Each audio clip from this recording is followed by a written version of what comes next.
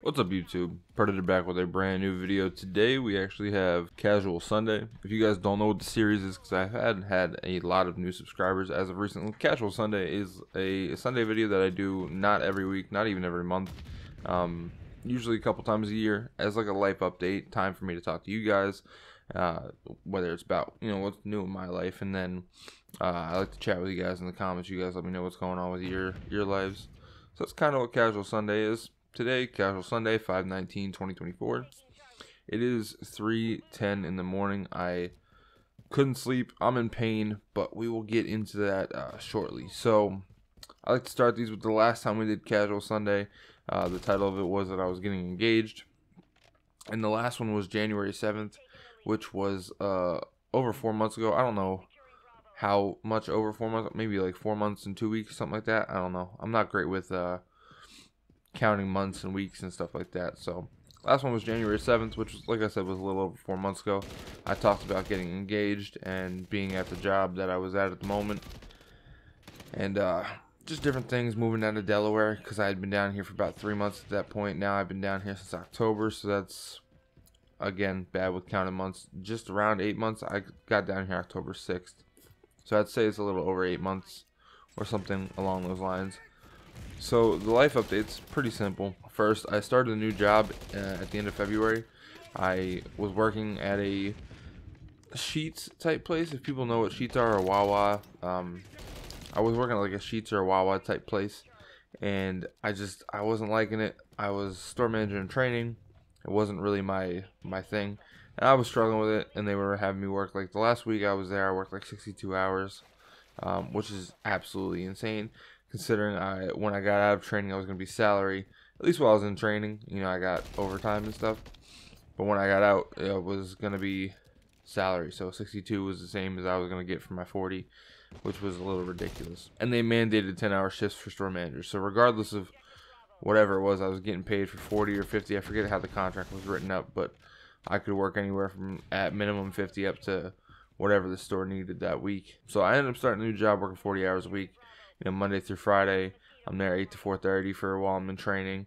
When I get out of training, I could set my starting hour anytime between 6 and 10 because the office is open from 6 a.m. to 6 p.m. So I'll probably be going in like 7 to 3:30 or something like that. Pretty excited about it. The training program is 6 months long because it is a fairly in-depth job. It's steelwork estimation. So it is fairly in-depth stuff, and I'm learning it pretty well. I'm actually having a blast with it. It's nice and relaxing. I don't feel like I'm beating the piss out of my body at work. So that's always a plus, because working retail, you guys know, you're running around like crazy. It's definitely not one of the harder jobs in general, like construction or trade work. I would say beats the shit out of your body way more than working at a gas station ever will. But not the point. Running around and dealing with shitty people all day is not fun. One of the big things for the last video was that I got engaged. I got engaged January 3rd of this year, and she wasted no time. Like January 3rd I proposed, and I came home January 4th to find out when I was getting married, and it was August 31st of this year. Wasting no time. We're not doing a giant wedding, so it didn't really make that much of a difference to me to begin with. But we decided we're gonna get married on August 31st of this year, so I'm actually super excited about it. It's only 3 months away at this point, and honestly, it feels like it was January 6th, 7th, 8th, literally yesterday. Those 4 months flew by way too fast. But we got, she got our dressing, we got our venue, we got our DJ, we got our food. We got to get some decorations and stuff, like last minute stuff. Decorations that you don't want to hold on to for too long before the wedding, in case they get ruined and you can't get new ones before the event. But we pretty much are done with the planning. Like, everybody plans a wedding like 18 months out, and I understand why, because you want to be able to collect it, but a lot of people do giant weddings, and we're not those people. So for us, it really wasn't bad. Like, I did what I had to do, she did what she had to do. We're not doing like a super formal wedding either. We're getting married at a state park at a beach. So for us, like, wearing the big black suits and the heavy dresses and stuff, it wasn't going to be, we're just not those people. So it should be fun. It's going to be hot because it's going to be, Labor Day weekend in Delaware. But what are you going to do? the last thing that I kind of got on my casual Sunday list here is for those of you guys that don't know, because I don't know if I talked about it a lot, I trained MMA, training MMA since January of 2023. I trained Brazilian Jiu-Jitsu a couple years ago for a couple months, and then I ended up in the hospital.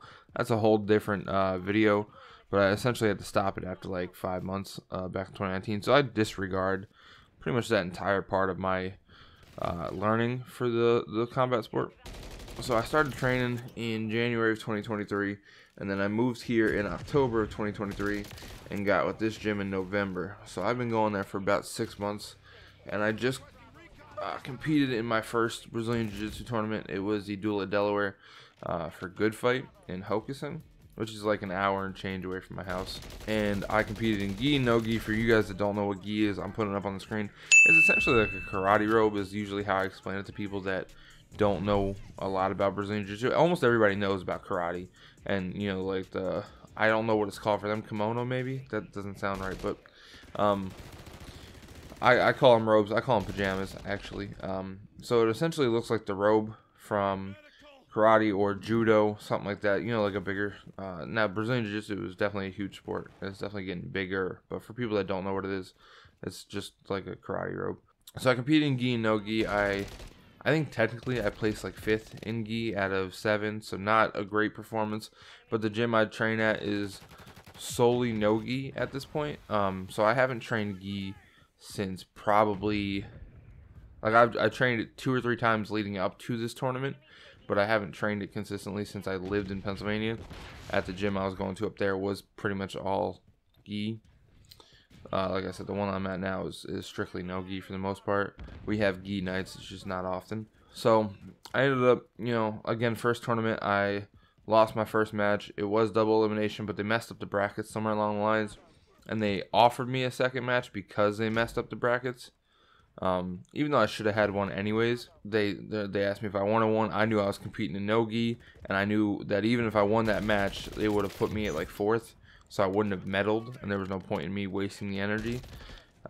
So I ended up not taking the second gi match, and I went right into my no gi matches in a couple hours.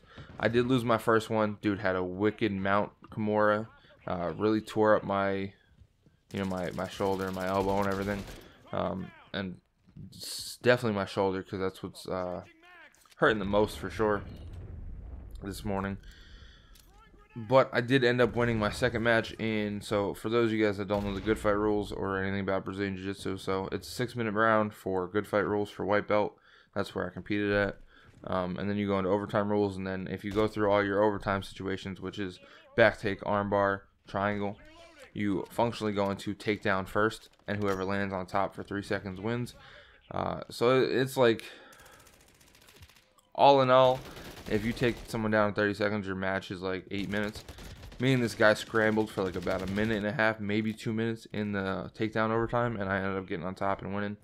So I did get to place bronze. I do have a medal. It's kind of cool. Heavy as hell. And somebody put it on my neck yesterday, on the podium yesterday for me, because, well, that's what they do. But I left it on pretty much the whole time because I couldn't pick my shoulder up high enough to get it off my head. So I'm in pretty rough shape, but it is what it is.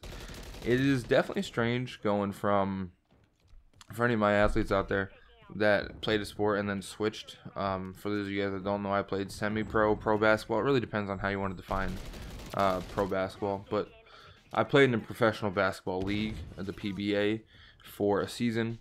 And I pretty much played basketball since I was 16 up until, ironically enough, this year. I think I've played once in 2024.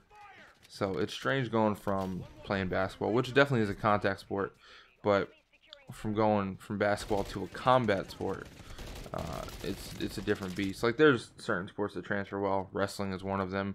Football is another one of them. Basketball is definitely not. Like, I'm still explosive, and you know, I'm strong, which is helpful.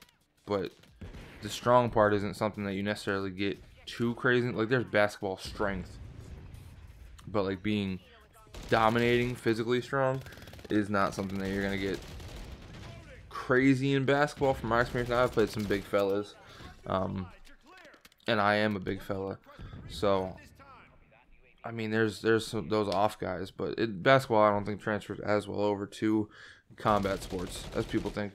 The only real thing that helped me out was flexibility, being able in the Muay Thai part of the MMA training. I was able to, I can catch head kicks on 6-foot guys because I stretched out and tried to take care of my hips as well as I could. But yeah, that's pretty much the video. Hopefully you guys enjoyed. If you did, drop a like and subscribe. Let me know what you guys are going on, what you guys got going on in your life in the comment section below. I have no idea what the gameplay is going to be, but I don't think it really matters all that much. So I'll see you guys next one. Peace out.